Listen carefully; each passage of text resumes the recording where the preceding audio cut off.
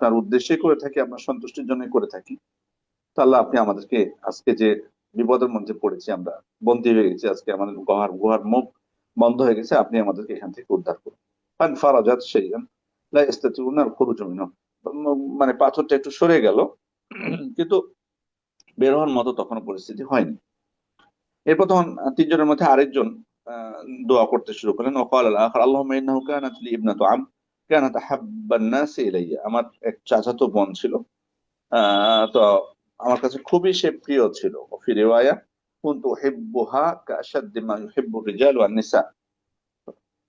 অন্য একটি বর্ণনা এসেছে যে আমি তাকে এত ভালোবাসতাম যত বেশি ভালোবাসা, মানে যত বেশি ভালোবাসা পুরুষরা নারীদেরকে বাঁচতে পারে, এতটুকু আমি তাকে ভালোবাসতাম।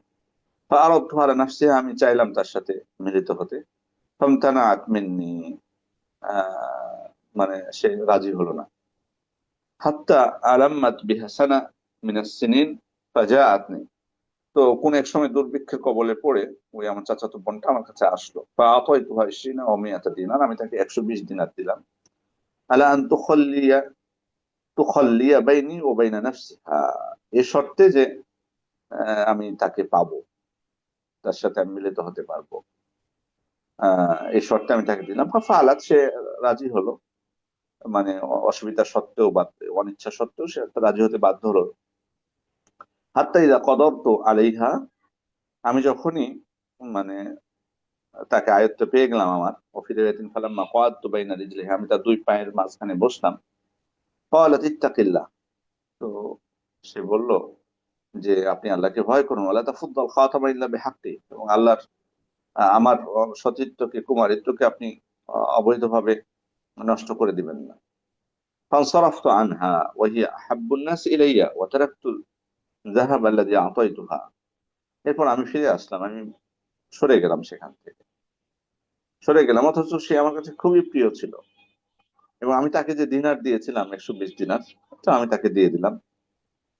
তারপর বলছে, আল্লাহুম্মা ইন কুনতু ফাআলতু যালিকা ইবতিগা ওয়াজহিক ফাফরুজ আন্না মা নাহনু ফি।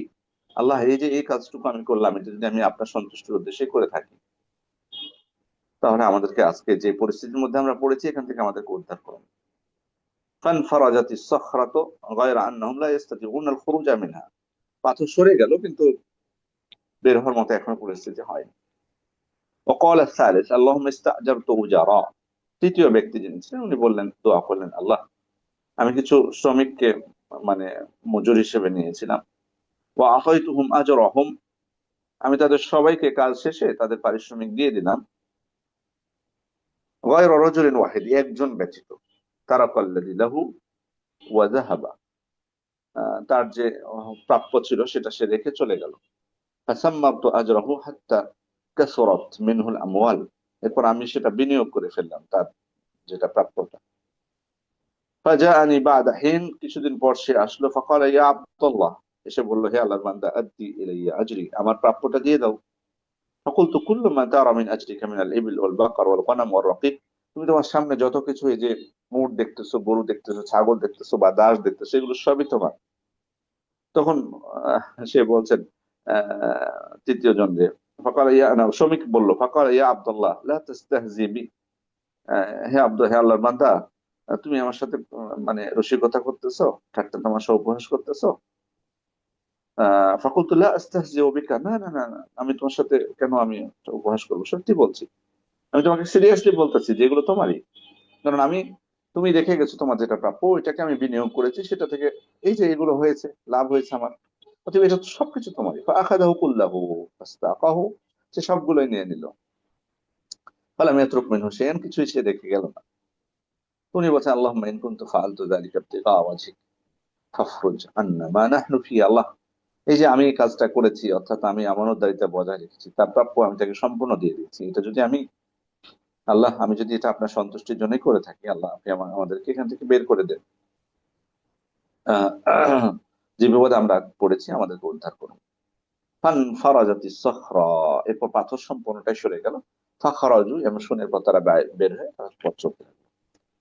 ইমাম বুখারী এবং মুসলিম যে হাদিসটি বর্ণনা করেছেন, এই হাদিসটির মধ্যে আমরা অনেক শিক্ষা পাই, আলহামদুলিল্লাহ। আল্লাহ রাসূল সাল্লাল্লাহু আলাইহি ওয়াসাল্লাম পূর্ব যুগের ঘটনা তিনি আমাদেরকে শুনিয়েছেন। প্রথম যে বিষয়টি সেটি হলো, ইতিমধ্যে আপনারা হয়তো বা হাদিস শুনে ইতিপূর্বে শুনেছেন, এটা নতুন না, প্রসিদ্ধ একটি ঘটনা, এবং এই শিক্ষাগুলো আপনারা জানেন। তারপর আমরা একটু অবশ্যই পুনরাবৃত্তি করব বা স্মরণ করিয়ে দিব।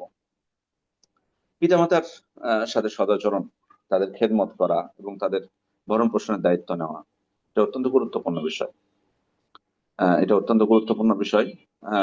সেক্ষেত্রে মানে পিতামাতার সাথে সদাচরণ, পিতামাতা মানে হাদিসে তো আমরা জানি আল্লাহ রসুল সাল্লাল্লাহু আলাইহি ওয়াসাল্লাম বলেছেন, তাকে প্রশ্ন করা হলো মানে কুন্নাসি হুসনি সাহাবাতি, আল্লাহ রসুল আমার সদাচরণ পাওয়ার মানে সব থেকে মানে অগ্রাধিকার যোগ্য কে? তো আল্লাহ রসুল সাল্লাল্লাহু আলাইহি ওয়াসাল্লাম কি বলেছেন? উম্মুকা, তোমার মা, উম্মুকা তোমার মা, উম্মুকা তোমার মা, তারপর শেষে বলেছেন তোমার পিতা। তাহলে সব থেকে দুনিয়াতে সদাচরণ পাওয়ার উপযুক্ত হলো বাবা মা। বাবা মার যে উপযুক্ত সেটা কিন্তু প্রমাণিত হয়েছে এই হাদিস থেকেও।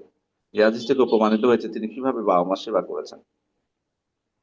দ্বিতীয় বিষয় যেটা আমরা শিক্ষা পাই, সেটা হলো যে পাপ কাজ থেকে বেঁচে থাকার যে মর্যাদা, চারিত্রিক নিষ্কলুষতা, সুবহানাল্লাহ, চারিত্রিক নিষ্কলুষতা এবং পাপ হারাম থেকে নিজেকে রক্ষা করা, আহ, মানে সুযোগ থাকা সত্ত্বেও, উনি কিন্তু দ্বিতীয় ব্যক্তি যিনি, উনি কিন্তু সুযোগ পেয়েছিলেন তার চাচাতো বোনের সাথে অশ্লীল কাজ করার, কিন্তু তিনি করেননি, অথচ তিনি সক্ষম ছিলেন, তিনি করতে পারতেন। এই যে চারিত্রিক নিষ্কলুষতা, এটা অত্যন্ত মুমিনের অন্যতম একটা বড় গুণ, যেটা আমরা অনেক সময় এগুলোকে গুরুত্ব দেই না। এরপরে যে বিষয়টি সেটা হচ্ছে আমানতদারিত্ব বজায় রাখা। তিনটা মৌলিক বিষয় এখানে ফুটে উঠেছে। আমানতদারিত্ব বজায় রাখা, এটা মুমিনের অন্যতম গুণ, কারণ মুনাফিকের একটা মানে বৈশিষ্ট্য হচ্ছে আমানতের খেয়ানত করা, আমরা যেটা জানি। আমলি কর্মগত মুনাফিকের একটা বৈশিষ্ট্য আমানতের খেয়ানত করা। ওইদা তুমিনা খানা, যখন তার কাছে আমানত রাখা হয় সে খেয়ানত করে। তিনটা বিষয় আমরা আবারও পুনরাবৃত্তি করব। তার আগে আমরা আরো কিছু শিক্ষা এখান থেকে, হাদিস থেকে হয়তো আমরা যেগুলো পাবো সেগুলো বলে নিই। যেমন একজন ব্যক্তি অন্য ব্যক্তির সম্পদ বিক্রি করতে পারে কিনা, বা সেখানে কোনো লেনদেন করতে পারে কিনা। যেমন এই ব্যক্তি তার শ্রমিকের যেটা প্রাপ্য সেটা উনি কি করেছেন, শ্রমিক যখন রেখে চলে গেছে তখন উনি আহ, মানে পরবর্তীতে সেটাকে মানে কাজে লাগিয়েছেন, বিনিয়োগ করেছেন, ইনভেস্ট করেছেন। সেক্ষেত্রে আমরা এটা করতে পারি কিনা। দেখুন, এটা আসলে কেউ যদি আমাদের কাছে আমানত রাখে কোনো কিছু, তার অনুমতি সাপেক্ষে আমরা এটা করতে পারবো। এটা হলো আমাদের শরীয়তের বিধান। তবে হ্যাঁ, কখন আমি করতে পারবো অনুমতি ছাড়া? যখন আমি দেখবো যে এমন বিষয় যেটাতে হয়তো তার ক্ষতি হবে না, সে কোনোভাবে ক্ষতিগ্রস্ত হবে না, আর যদি আমি এটাকে ইনভেস্ট না করি ও হয়তো ক্ষতিগ্রস্ত হতে পারে। যেমন আমি উদাহরণস্বরূপ আপনাদেরকে আমি বলতে পারি, যেমন ধরুন কোনো ব্যক্তি মানে আপনাকে বললো, ধরুন একটা একটা ফলের গাছের কথা বলি, মাইকের সাউন্ড আসতেছে এই জন্য থামলাম। আমি বলছিলাম যে ধরুন আপনার বাসার পাশে আপনার প্রতিবেশী একটা ফলের গাছ আছে তার। তো উনি কোনো কারণে বাইরে বেড়াতে যাচ্ছেন, তো উনি বললেন আপনাকে যে দেখে থাকবেন ফলের গাছটা। তো আপনি দেখে থাকতে হলো কি, ওনার আসতে দেরি হয়ে গেল এবং ফল পেকে পড়ে যাচ্ছে, নষ্ট হয়ে যাচ্ছে ফলগুলো, দ্রুত বিক্রি করে দেওয়া দরকার। সেক্ষেত্রে ওই সময় আপনি যেহেতু তার সাথে যোগাযোগ করতে পারছেন না, তার কাছে অনুমতি নিতে পারছেন না, আবার আপনি দেখতেছেন যে তিনি ক্ষতিগ্রস্ত হয়ে যাচ্ছেন, অথবা এমন কোনো বিপদ আসতেছে যে বিপদ, তখন তাৎক্ষণিক বিক্রি না করলে উনি ক্ষতিগ্রস্ত হবে, তখন হয়তো আপনি বিক্রি করে দিলেন।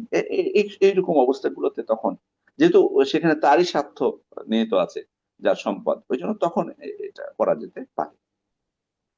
আহ এরপরে যে বিষয়টি সেটা হলো যে গুরুত্বপূর্ণ একটা মূলনীতি, সেটা হলো যে আমরা জানি যে যে কোনো ভালো কাজের নিয়ত করলে আল্লাহ তালা সব দান করেন।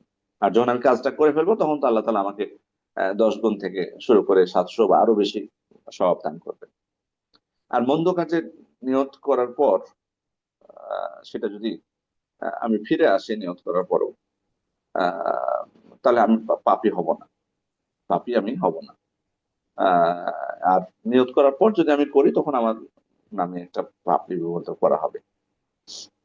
আবার আরেকটা জিনিস আমরা জানি, সেটা হলো যে হ্যাঁ, মানে আমি পাপটা না যতক্ষণ করবো ততক্ষণ আমার পাপ হবে না ওই কাজটা, যতক্ষণ না আমি করবো ততক্ষণ আমার পাপ হবে না, এটা ঠিক। কিন্তু আমি যদি আবার দৃঢ় সংকল্প করে ফেলি এবং মাধ্যম গ্রহণ করে ফেলি, কিন্তু আমি কোনো কারণে বাধাগ্রস্ত হয়ে গেলাম, তাহলে কিন্তু পাপ হবে।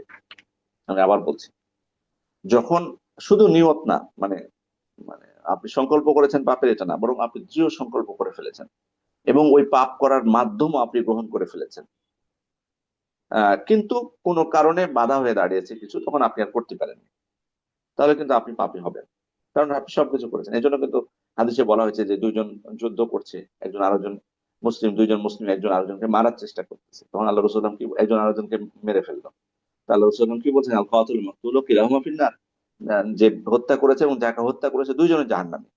যে হত্যা করেছে সে তো জাহান্নামে, আমরা বুঝতে পারছি, কিন্তু যাকে হত্যা করেছে সে কি অপরাধ করলো? বলে ও তো চেষ্টা করছিল তার ভাইকে মারার জন্য, সর্বোচ্চ চেষ্টা করেছে, মাধ্যম গ্রহণ করেছে, তরবারি হাতে নিয়েছে, তো দৃঢ় সংকল্প করেছে, মাধ্যম গ্রহণ করেছে, পারেনি সেটা আলাদা বিষয়। তেমনি ভাবে কেউ পাপ করার কাজ করার উদ্দেশ্যে বাড়ি থেকে বের হয়েছে, এবং সবকিছু ঠিকঠাক রেখেছে, কিন্তু কোনো কারণে দুর্ঘটনা করেছে, তো তাহলে সে কিন্তু পাপী হবে, যেহেতু সে মাধ্যম গ্রহণ করে ফেলেছে। আহ সে কিন্তু এখানে একটা বিষয়, যে ওই মূলনীতি যদি আমরা দেখি, তাহলে এই ব্যক্তি যিনি তার চাচাতো বোনের সাথে অশ্লীল কাজ করতে চাচ্ছিলেন, উনি কিন্তু বসে গেছিলেন দুই পায়ের মাঝখানে, কিন্তু আহ পরবর্তীতে কি হয়েছে, ফিরে এসেছেন। তাহলে উনি কি পাপী হবেন এখানে? না, পাপী হবেন না, কারণ কি এখানে এখানে বিষয়টা ব্যতিক্রম। সেটা হলো এমন না যে উনি কোনো বাধা এসছে, বাধা কিন্তু আসেনি। হ্যাঁ, উনি পাপ কাজ করার জন্য মানে দৃঢ় সংকল্প করে ফেলেছেন, মাধ্যমও গ্রহণ করে ফেলেছিলেন, বাট ওনার মনে হয়েছে যে আমার এটা করা ঠিক হবে না, আল্লাহর ভয় তখন তার মধ্যে চলে এসেছে। সে কারণে কোনো ব্যক্তি দৃঢ় সংকল্প করার পরও, মাধ্যম গ্রহণ করার পরও যদি তার মধ্যে আল্লাহর ভয় চলে আসে এবং তিনি নিজ থেকে ফিরে আসেন, তাহলে উনি পাপী হবেন না। কিন্তু যদি অন্য কিছু তাকে বাধা দেয়, তখন তিনি পাপী হবেন। এই পার্থক্যটুকু আমরা অবশ্যই জানবো। সেক্ষেত্রে এখানে উনি কিন্তু কোনো বাধা ছিল না, তার কেউ তাকে বাধা দেয়নি, উনি আল্লাহর ভয়ে ফিরে এসেছেন, এই জন্য ওনার ক্ষেত্রে উনি মানে পাপী হবেন না ইনশাআল্লাহ। যেটা এখান থেকে বোঝা যাচ্ছে, যেহেতু আল্লাহ তাআলা তার দোয়া কবুল করেছেন। এরপরে আরেকটা বিষয়, যে বিপদ আপদের সময় আল্লাহ তাআলার কাছে দোয়া করা, তার কাছে অবনত হওয়া, সুবহানাল্লাহ, এটা অত্যন্ত গুরুত্বপূর্ণ বিষয়। মুমিন ব্যক্তি সর্বদাই আল্লাহ তাআলার কাছে চাইবে, বিশেষ করে যখন বালা মুসিবতের মধ্যে পড়বে, তখন সে আল্লাহ তাআলার কাছে দোয়া করবে, বিশেষ করে তার ভালো আমলগুলোকে ওসিলা করে দোয়া করবে। তবে এখানে একটা বিষয় মনে রাখি, বলে রাখি, যে এটা কিন্তু আসলে এটাই কিন্তু হওয়া উচিত, যে আপনি বিপদ আপদে পড়েছেন, বালা মুসিবতে, তখন আপনি মানে আপনার ভালো আমলকে ওসিলা করে দোয়া করবেন। প্রয়োজনে যদি ভালো আমল আপনার তেমন কোনো না থাকে, আমলটা করার পর আপনি সেটাকে ওসিলা করে দোয়া করবেন, কিন্তু মানতটা যেন যেন আমরা না করি। ভালো মানত হলেও অনেক সময় তো অনেকে বিপদ আপদে পড়ার পর মানত করে যে আল্লাহ, এটা আমি, তুমি যদি আমাকে এই বিপদ থেকে উদ্ধার করো আল্লাহ, তাহলে আমি একটা ছাগল জবাই করব, বা 3টা সিয়াম পালন করবো, বা এরকম অনেকে বলে। তা আসলে মানতটা, যদি আমি ভালো কাজে মানত করে ফেলি, তাহলে আমাকে পূর্ণ করতে হবে, এটা ঠিক, মান্না দ্বারা ইউতি আল্লাহ ফালিউতিহু। কেউ যদি ভালো কাজে নিয়ত করে মানত করে, তাকে মানত পূর্ণ করতে হবে, কিন্তু না করা উচিত, মানতটা বিনা কারণে না করাই উচিত। মানে খুব যদি মানে বিশেষ করে, বরং কোনটা করা উচিত যেটা আমরা হাদিসে পাচ্ছি, আমাদের কোনটা করা উচিত যেটা আমরা হাদিসে পেলাম, সেটা হচ্ছে যে ভালো কাজের মানে কাজকে অসিলা করে আল্লাহর কাছে দোয়া করা। সেক্ষেত্রে আমি এরকম বিপদে যদি পড়ি, তাহলে যেটা করতে হবে, আমাদের সমাজ যেটা করে কি, যে আল্লাহ আমি বিপদে পড়েছি, আমি একটা মানে এত টাকা দান করব, যদি আপনি আমাকে উদ্ধার করেন। সেটা না করে আমি কি করবো, বিপদে যখন পড়বো তখন আমি দান করে দেবো 2,000 টাকা। দান করে আল্লাহ তাআলাকে বলবো, আল্লাহ, আমি আপনার সন্তুষ্টির উদ্দেশ্যে 2,000 টাকা দান করেছি, আল্লাহ আপনি এর মাধ্যমে বা এর অসিলা, এর বিনিময়ে আপনি আমাকে বিপদ থেকে উদ্ধার করুন। এটা হলো সর্বোত্তম মুমিনের জন্য। এখানে মানতটাতে কি হয়, মানতটা কেন অপছন্দনীয়, কারণ সেখানে রবের সাথে আহ সত্যারোপ করা হয়, সত্যারোপ করা হয়, এই জন্য এটা কিছুটা রবের সাথে শিষ্টাচার বহির্ভূত কাজ হয়ে যায়। যে আল্লাহ, মানে আপনি আমাকে যদি দেন তাহলে আমি আপনাকে দিব, কিছু শর্ত, আপনি আমাকে বিপদ থেকে উদ্ধার করলে আমি আপনাকে দিব। এটা না করে যদি আমি দিয়ে দিই, দিয়ে বলি আল্লাহ আপনার সন্তুষ্টির জন্যই আমি এটা করেছি, আল্লাহ আপনি আমাকে উদ্ধার করুন, তাহলে এটা খুব সুন্দর হয়। এটা হলো শিষ্টাচার প্রকৃত রবের সাথে। এরপরে যেটা আমরা আরো শিখতে পারি, সেটা হলো যে কারামাতুল আউলিয়া, ওলিদের কারামত যে সত্য বিষয়, সৎ মানুষদের কারামত যে সত্য বিষয়, এটা বোঝা যায়। এটাও কিন্তু একটা কারামতের অংশ। যে আল্লাহ তাআলা এইভাবে তাদেরকে উদ্ধার করলেন দুয়ার মাধ্যমে। এটা অলৌকিক বিষয় না যে পাথর সরে গেল তাদের দুয়ার মাধ্যমে? তো এটা হতে পারে আল্লাহর ওয়ালিদের ক্ষেত্রে, আল্লাহ তাআলা এমনটাই করান। তবে অবশ্যই মনে রাখতে হবে যে কারামতের নামে যেন আবার এটার অপব্যবহার যেটা আমাদের সমাজে আছে, এটাতে এর খপ্পরে যাতে আমরা না পড়ি আবার। অনেকে কারামত আর মুজিজাকে এক করে ফেলেছে। দেখুন, মুজিজা হচ্ছে নবীদের ক্ষেত্রে, মুজিজা আর কারামত কখনো এক বিষয় না। মুজিজা বিষয়টা স্থায়ী বিষয় হয়। আল্লাহ যেমন পবিত্র কোরআন কারীম, আল্লাহ রাসূলের মুজিজা, এটা স্থায়ী বিষয়, এটা আল্লাহ তাআলার কালাম। এরপরে আরো যে বিষয়গুলো ছিল এগুলো নবীদের ক্ষেত্রে এটা স্থায়ী ভাবে ছিল, সেটা তারা এটা করতে পারতেন, আল্লাহ তাদেরকে দিয়েছে। কিন্তু কারামতুল আউলিয়া যেটা, এটা স্থায়ী কোনো বিষয় না, হঠাৎ করে হয়ে যাবে। হয়তো এমন কোনো বিপদে পড়লে আল্লাহ তাকে উদ্ধার করে ফেললেন, কিন্তু এমন বিষয় না যে স্থায়ী তার কাছে থাকবে, উনি ওটাকে নিয়ে ব্যবসা করবেন। হ্যাঁ, যে আমি উড়ে চলে যেতে পারি আমি সৌদি আরবে, অথবা মানুষকে আমি বিমান ছাড়াই আমি সৌদি আরবে নিয়ে যেতে পারি। এগুলো হলো ধোঁকাবাজ। না, এটা হবে না, এটা কারামতুল আউলিয়ার ক্ষেত্রে এটা ঘটবে না, যে স্থায়ী কোনো বিষয় এটা না। অস্থায়ী হঠাৎ করে কোনো কিছু আল্লাহ তাআলার রহমতে তিনি প্রাপ্ত হবেন। আবার এগুলো প্রকাশ করার কোনো বিষয় না, মুজিজা কিন্তু প্রকাশের বিষয়। মুজিজা প্রকাশের বিষয়, কারণ এখানে এজাজ আছে। কিন্তু কারামত যেটা, সেটা প্রকাশের বিষয় নয়। সুতরাং কারামত তো, তারা ওয়ালিগণ, আল্লাহর ওয়ালিগণ এগুলো প্রকাশ করবেন না। আমরা কেন প্রকাশ করতে যাবো আমরা? কিন্তু এটা নিয়ে ব্যবসা হচ্ছে। সুতরাং এই জন্য এই বিষয়গুলো খেয়াল রাখতে হবে আমাদেরকে, যে তবে কারামতুল আউলিয়া এটা সত্য বিষয়। তবে এটা প্রকাশ করার বিষয় না, বা এটা ব্যবসা করার বিষয় না, বা প্রচার করার বিষয় না। আর একটা বিষয় যে আমরা সাধারণত আমাদের সমাজে দেখি যাদের ক্ষেত্রে কারামতের দাবি করা হয়, তারা আসলে প্রকৃত আল্লাহর ওয়ালি কিনা সন্দেহ আছে। তা আসলে আল্লাহর ওয়ালি কারা? যারা প্রকৃত ইমানদার মুমিন। কখনো ওই যে নেংটা পীর, সে কখনো মানে তার আহ, মানে আল্লাহর ওয়ালি হতে পারে না যে তার কারামত হবে। সুতরাং আমরা বিশ্বাস করবো কেন এগুলো? এরপরে হচ্ছে পূর্ববর্তী উম্মতদের ঘটনা বলে উম্মতকে সৎ কাজের প্রতি উদ্বুদ্ধ করা। সুবহানাল্লাহ, এটা আল্লাহ রাসূল সাল্লাল্লাহু আলাইহি ওয়াসাল্লাম বলেছেন সাহাবা ইকরামকে, পূর্ববর্তী উম্মতের কথা। কেন বলেছেন? যাতে সাহাবা ইকরাম মজা পান এই ঘটনাগুলো শুনে। ও, আল্লাহ রাসূল সাল্লাল্লাহু আলাইহি ওয়াসাল্লাম ঘটনা বলে আমাদের ভালো লাগলো খুব। না, এটা শিক্ষার জন্য বলেছেন, তাদের কাছ থেকে যাতে আমরা শিখি, এজন্য বলেছেন পূর্ববর্তী উম্মতের ঘটনা। এজন্য আমরাও কোরআন এবং সুন্নাহয় বর্ণিত যে ঘটনাগুলো, সেগুলো মানুষদেরকে বলে মানুষদেরকে পরিবর্তনের জন্য বলবো, এটা মজা লাগার জন্য না। অনেকে আছেন মানে ঘটনা বলেন কিন্তু পরিবর্তনের কোনো সম্ভাবনা থাকে না। এটা না। আমরা বলবো, এই জন্য শিক্ষাটাও বলে দিতে হবে। এই জন্য আমরা অবশ্যই ঘটনা বলবো, কারণ শুধুমাত্র মানে ঘটনা এটা একটা মাধ্যম, দাওয়াতের এটা একটা মাধ্যম। মানে কিসসা বলাটা, যেহেতু আল্লাহ তাআলা আমাদেরকে দাওয়াত দিয়েছেন, রাসূল দাওয়াত দিয়েছেন, পবিত্র কোরআনের জন্য আল্লাহ তাআলা অনেক কাহিনী বর্ণনা করেছেন। হাদিসেও আল্লাহ রাসূল দেখুন, এই ঘটনাটা হাদিসে বর্ণিত হয়েছে, কিন্তু সত্য ঘটনা। আমরা এগুলোর মাধ্যমে মানুষ যাতে পরিবর্তন হয়, এটা একটা উদ্দেশ্য। আল্লাহ তাআলার ক্ষমতা আমরা দেখলাম, তিনি সবকিছু করতে পারেন। সুবহানাল্লাহ, গুহার মুখ যিনি বন্ধ করতে পারেন, তিনি গুহার মুখ খুলে দিতে পারেন। এরপর হচ্ছে ইখলাস। সুবহানাল্লাহ, প্রত্যেকটা কাজ আপনি খেয়াল করে দেখুন, এখানে সবগুলো কিন্তু ইখলাস সংক্রান্ত, একনিষ্ঠতা। কেন? উনি আল্লাহর উদ্দেশ্যে করেছেন বলেই আল্লাহ তাআলা তাদেরকে রক্ষা করেছেন। এগুলো যদি দুনিয়াবি দেখানোর জন্য হতো, আমি আমার বাবা মার সেবা করছি সব থেকে আমার ভাইদের মধ্যে, মানে তার খারাপ উদ্দেশ্য। কেন বাবা মার সেবা করছে? যাতে বাবা তার নামে জমি লিখে দেয়, হ্যাঁ, বাহ্যিক ভাবে, অথবা তাকে বিশেষ কোনো সুবিধা দেয়। এরকম হলে তাহলে কিন্তু, তখন কিন্তু এটা আল্লাহ তাআলা গ্রহণ করবেন না। কিন্তু উনি আল্লাহ সন্তুষ্টির উদ্দেশ্যেই করেছিলেন এই কাজগুলো। এবং এভাবে ওই যে পাপ থেকে নিজেকে রক্ষা করলেন। তারপরে শ্রমিককে তার প্রাপ্য দিলেন। অবশ্যই এই জন্য এখলাসটা যেখানে মূল বিষয়, সবগুলোতে ওনারা বলেছেন কি, আল্লাহ আপনার সন্তুষ্টির উদ্দেশ্যে যদি করে থাকি তাহলে আপনি আমাদেরকে করুন। তার মানে ওই কাজগুলো তার সন্তুষ্টির উদ্দেশ্যে হয়েছিল। সুতরাং অবশ্যই যে কোনো ভালো কাজকে আপনি যে কাজটাকে আপনি অছিলা করে আল্লাহর কাছে দোয়া করছেন, সেই কাজটা যেন অবশ্যই ইখলাস পূর্ণ হয়, এটা মনে রাখতে হবে।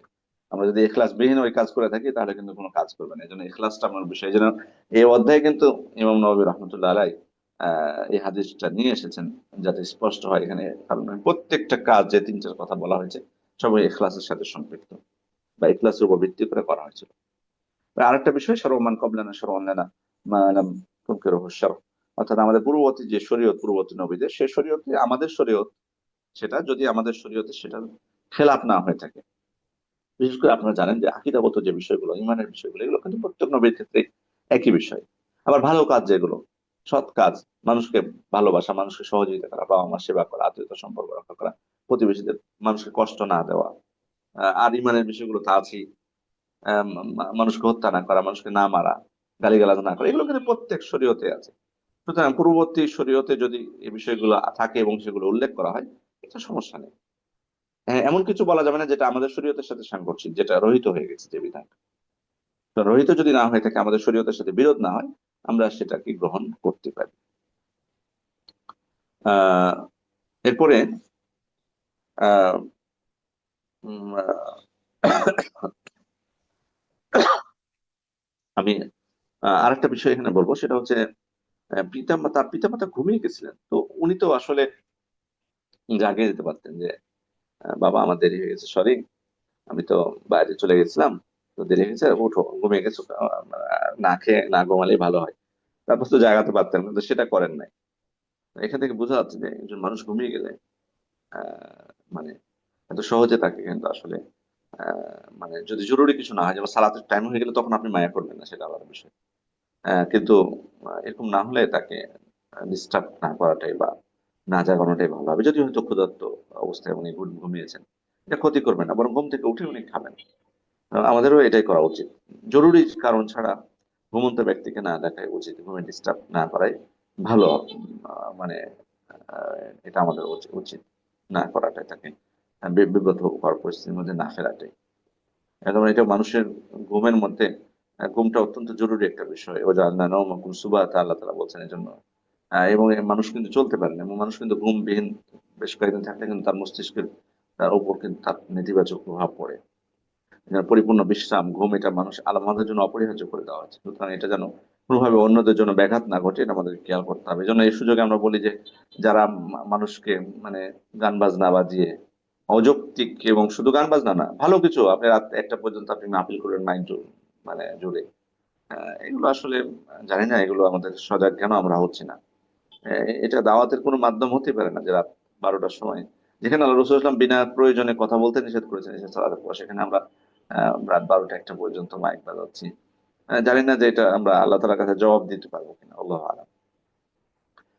এখানে আরো বিষয় কিছু আছে যে মানে মানে পিতামাতার আসলে হকের ক্ষেত্রে এটা গুরুত্বপূর্ণ একটা মাসআলা। মানে এখানে প্রশ্ন আসতে পারে যে নর্মালি যে বাবা মা ঘুমিয়ে গেছে, তো বাচ্চারা কান্নাকাটি করছে খাওয়ার জন্য, ছোট বাচ্চা, তো উনি যদি ছোট বাচ্চাদেরকে খাবার দিতেন, দুধ দিতেন, তাহলে কি এটা অন্যায় হতো? আসলে এটা অন্যায় হতো না।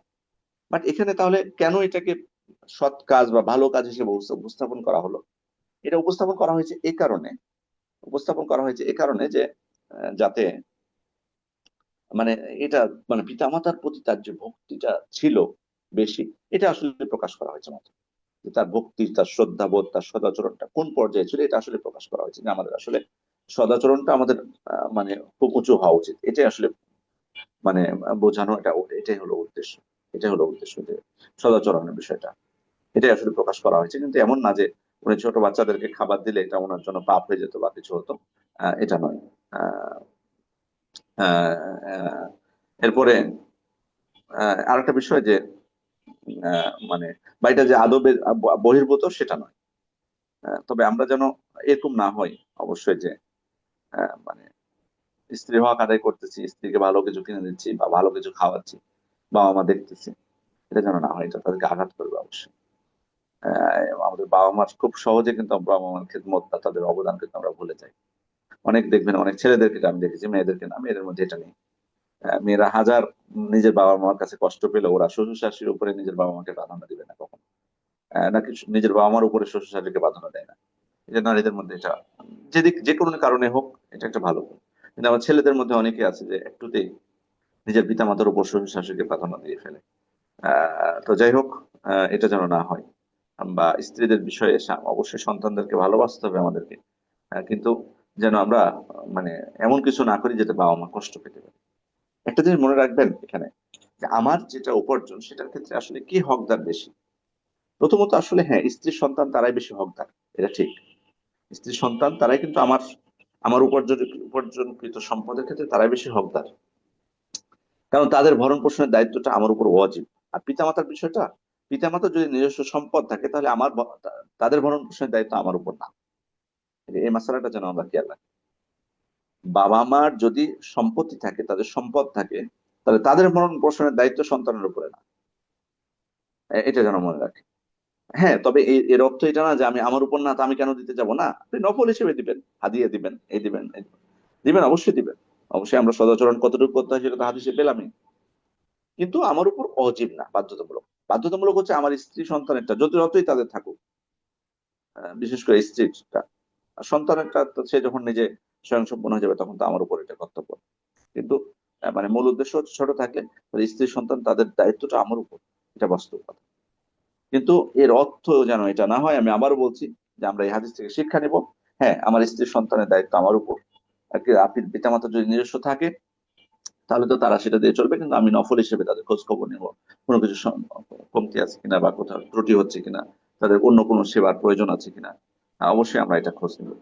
আহ আর যদি বাবা মা না থাকে ভরণ পোষণে, তাহলে অবশ্যই বাবা মার ভরণ পোষণের দায়িত্ব আমাদের উপরেই বর্তাবে, আমাদের উপরেই বর্তাবে।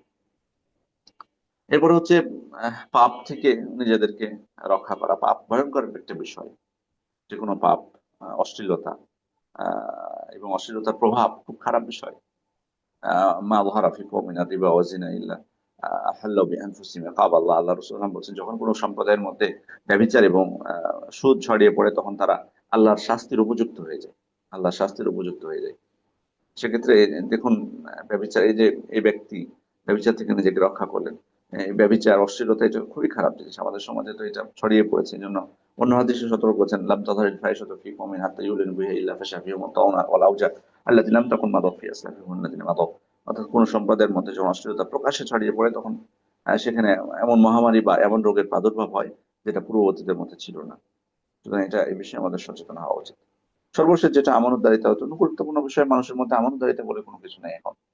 মানে এটা, মানে আপনি কল্পনা করতে পারেন যে শ্রমিক মানে তার হকটা নেয়নি, তখন ওই টাকাটাকে উনি ইনভেস্ট করেছেন, তারপর যেটা লাভ হয়েছে সম্পূর্ণটাই ও তাকে দিয়ে দিয়েছেন। আমরা এটা করতে পারবো না, লোভ সামলাতে পারবো না আমরা। বরং হয়তো আমাদের চরিত্রটা এমন যে শ্রমিকের বেতন যদি একটু বেশি হয় বরং খোটা দিই। কি করবা তুমি এত টাকা দিয়ে, মানে তোমার এত টাকা প্রয়োজন কি, এমন মালিক আছে? আরে ভাই, তুমি দরিদ্র, তুমি দরিদ্র হয়ে থাকবা, আমরা টাকাওয়ালা মানুষ, আমাদের প্রয়োজন মাসে 3 লাখ 4 লাখ, তোমার এত কি প্রয়োজন, তোমার তো 5,000 4,000 হলেই চলে। ভাবটা এরকম আমাদের। সুবহানাল্লাহ।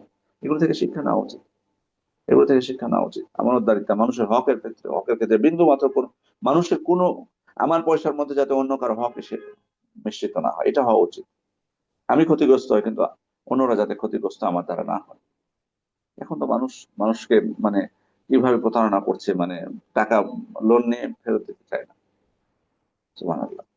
কত মানে প্রথমে লোনটা নেয়, ধারটা নেয় এই উদ্দেশ্যে যে তার মানে সে পরিশোধ করবে না। সুতরাং এই এই বিষয়গুলো অত্যন্ত জরুরি বিষয়। আমানতদারিতা আমাদের মধ্যে মুসলিম হিসেবে। আমানতের খেয়ানত কেন থাকবে? আমরা মুসলিম, কেন থাকবে আমানতের খেয়ানত আমাদের মধ্যে?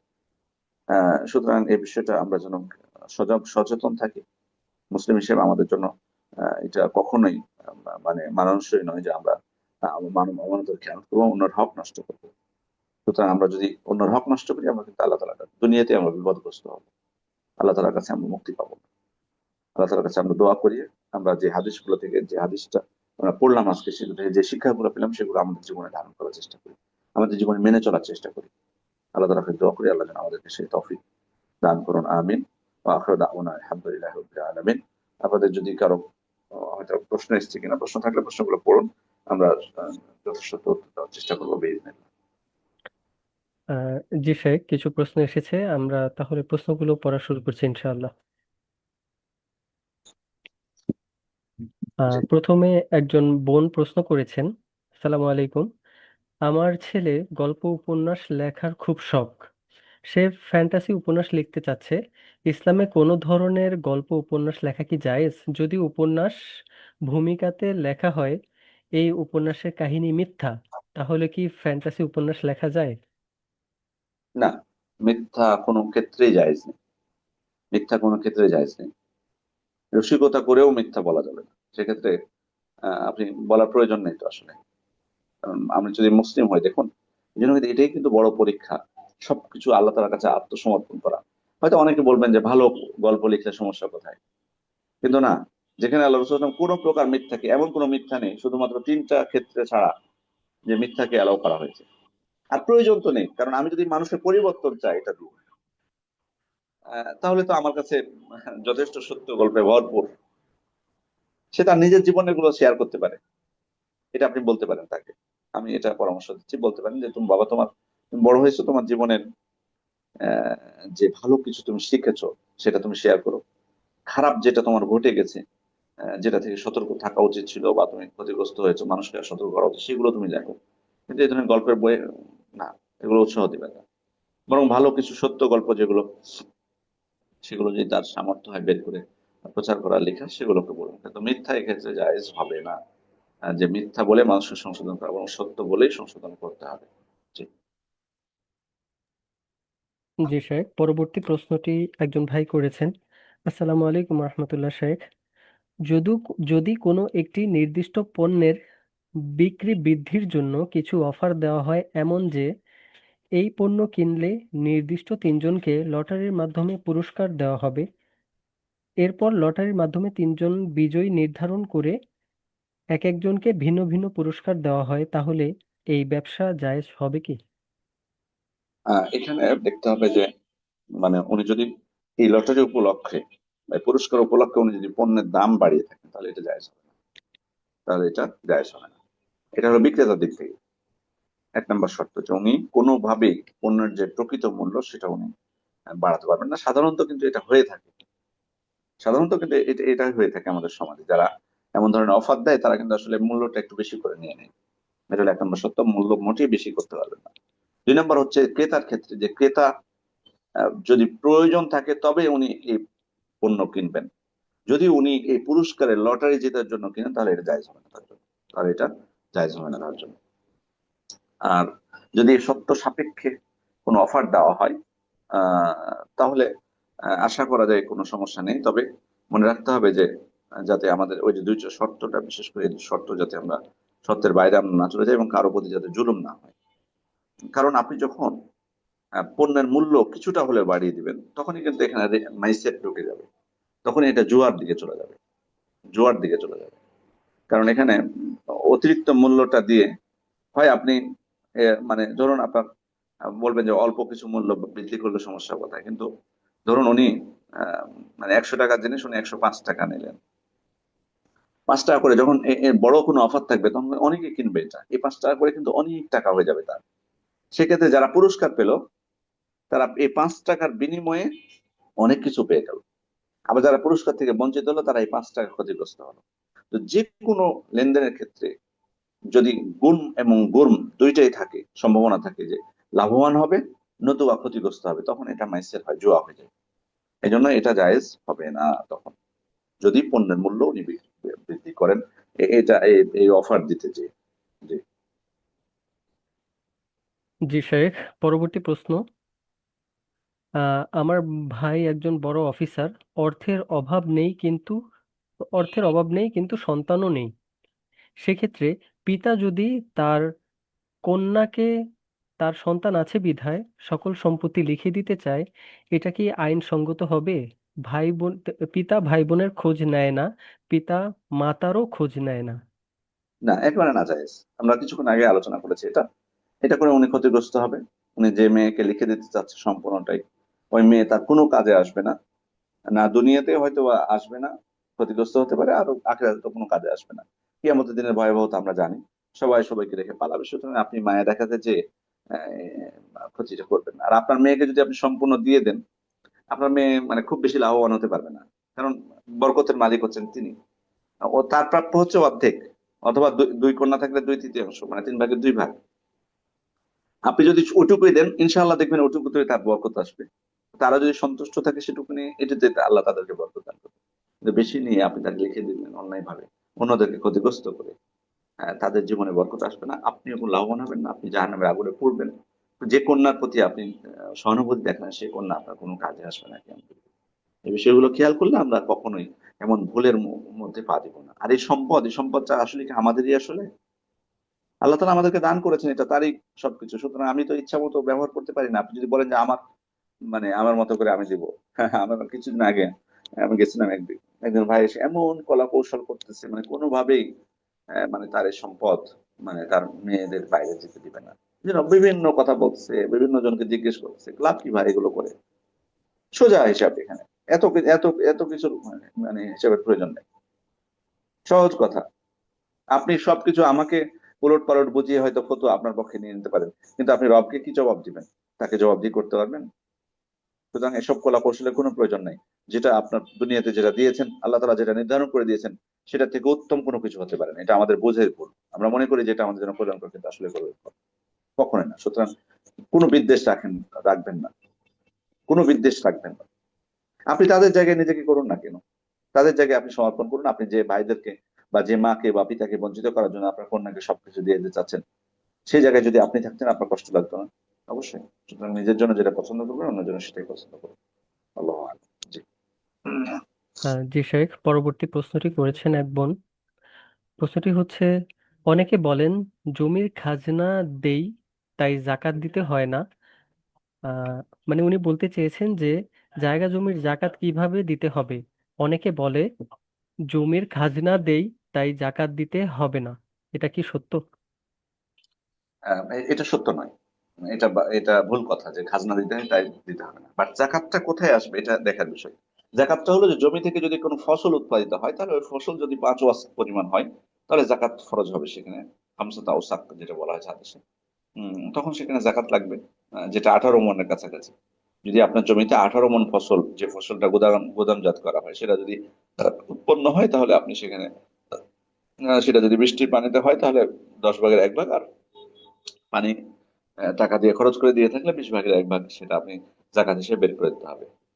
আর জমির উপরে যে কোনো জাকাত আসবে কিনা, হ্যাঁ, ওই জমি যদি আপনার ব্যবসার উদ্দেশ্যে ক্রয় করে থাকেন, ব্যবসা, তখন আপনার জাকাত আসবে। ব্যবসা ছাড়া যদি আপনি নিজে বসবাস করবেন অথবা নিজে চাষাবাদ করবেন, অথবা এই ভাড়া দিবেন কাউকে, এই উদ্দেশ্য করলে সেখানে জাকাত আসবে না। জমির ক্ষেত্রে নিজে বসবাস করবেন অথবা নিজে সেখানে চাষাবাদ করবেন অথবা নিজে ভাড়া দিবেন ওই জায়গাটা কাউকে, তাহলে জাকাত আসবে না। কিন্তু যদি আপনি ওই জমিটাকে ব্যবসার জন্য কিনেন, যে এখন আমি কিনে রাখছি 5 বছর পরে বিক্রি করে দিব, তখন ওই জমিটা ব্যবসায়িক পণ্য হিসেবে পরিগণিত হবে, এবং সেখানে তখন আপনাকে প্রতি বছরই জাকাত লাগবে।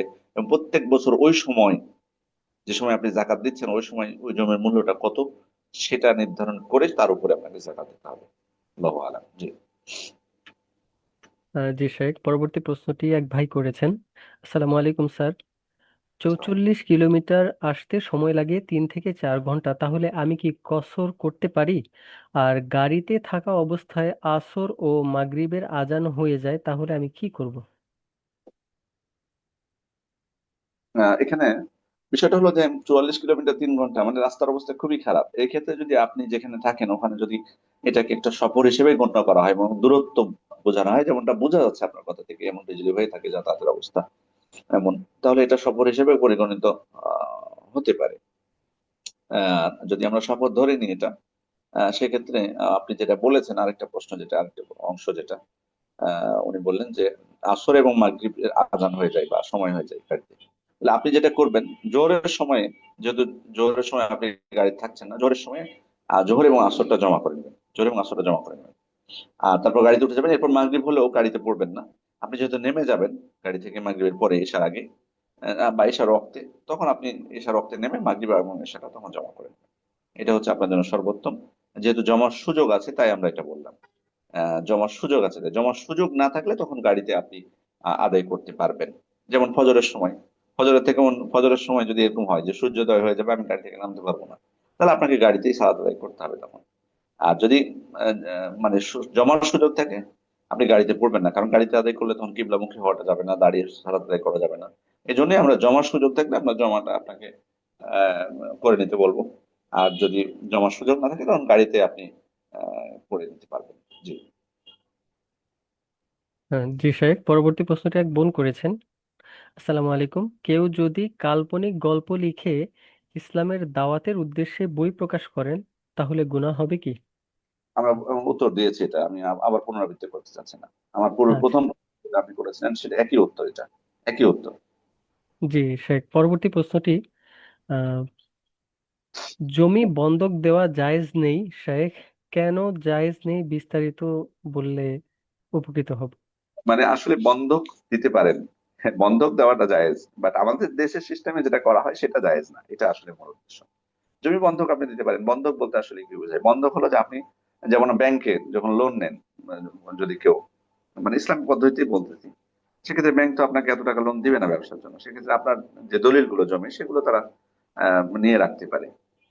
এটাই কিন্তু আসলে প্রকৃত বন্ধক, এটা অসুবিধা নেই। কিন্তু ব্যাংক আপনার জমি থেকে কোনো সুবিধা নিতে পারবে না।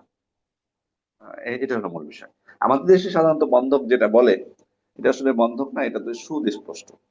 অর্থাৎ জমির মালিক, ওনার ঋণ প্রয়োজন, তখন ঋণদাতা যিনি, তাকে জমিটা ভোগ করার অনুমতি দিয়ে দেয়, আর ওনার কাছ থেকে টাকা নেয়। যতদিন টাকা দিতে না পারছেন উনি, ততদিন উনি জমি ভোগ করতে থাকেন। তো এটা তো বোঝার ক্ষেত্রে কোনো সমস্যা হওয়ার কথা না।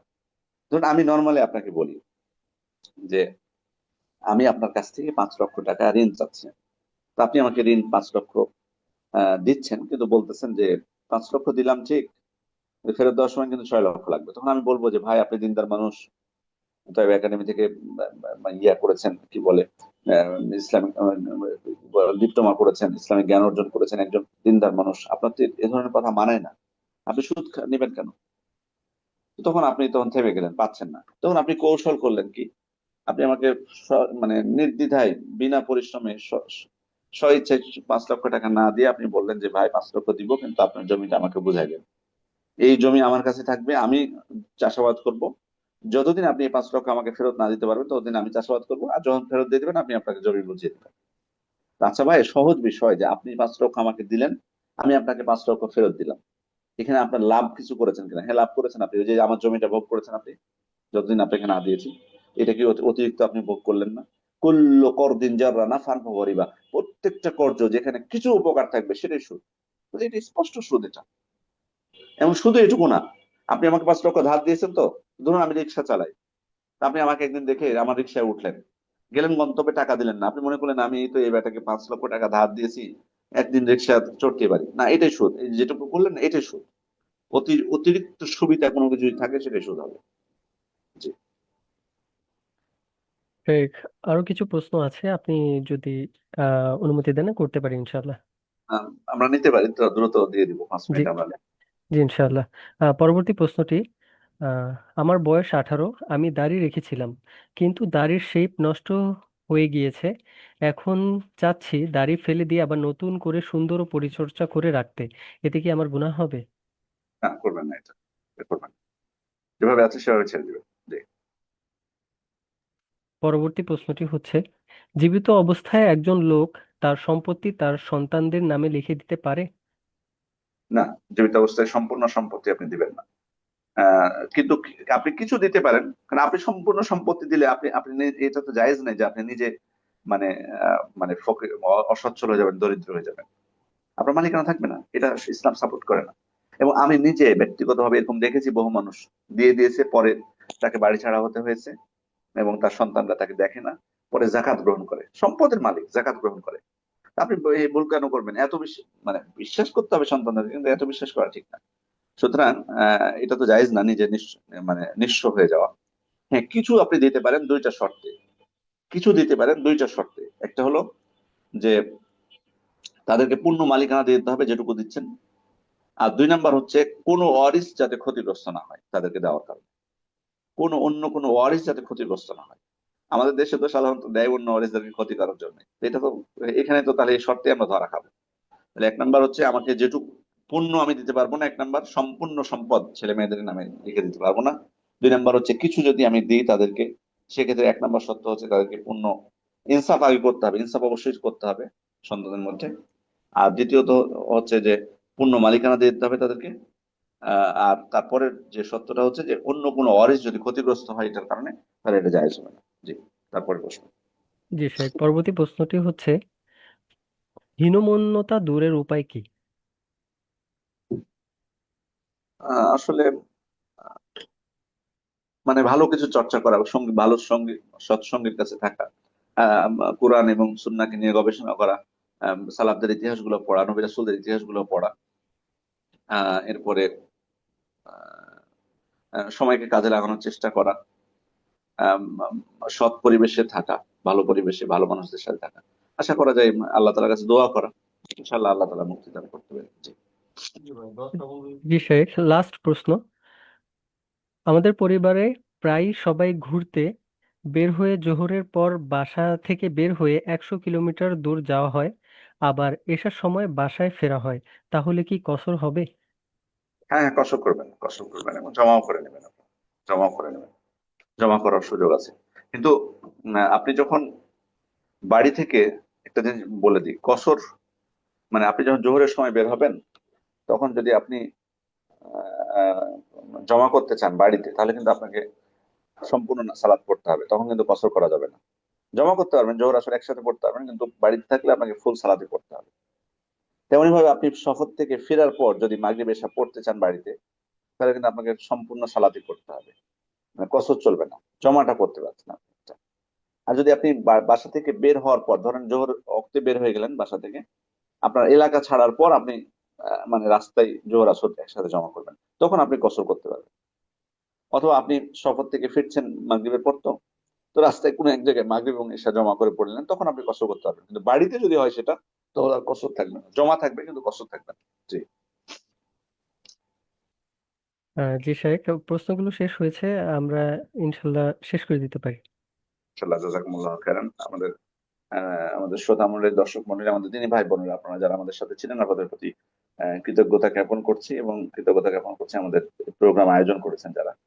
সবার প্রতি আন্তরিকভাবে আমরা কৃতজ্ঞতা জানাবো, এবং আমরা দোয়া করবো আল্লাহর কাছে আমরা যেন জ্ঞান অর্জনের পাশাপাশি জ্ঞান আমরা নিজেরাও আমল করতে পারি, এবং আমাদের আশেপাশে যারা আছে তাদের মধ্যে বিতরণ করতে পারি, দাওয়াতি কাজ করতে পারি। আল্লাহ আমাদেরকে তৌফিক দান করুন। আমিন। সুবহানাকাল্লাহুম্মা ওয়া বিহামদিকা আশহাদু আল্লা ইলাহা ইল্লা আনতা আস্তাগফিরুকা ওয়া আতুবু ইলাইক। আসসালামু আলাইকুম ওয়া রাহমাতুল্লাহি ওয়া বারাকাতুহু। ওয়ালাইকুম আসসালাম ওয়া রাহমাতুল্লাহি ওয়া বারাকাতুহু।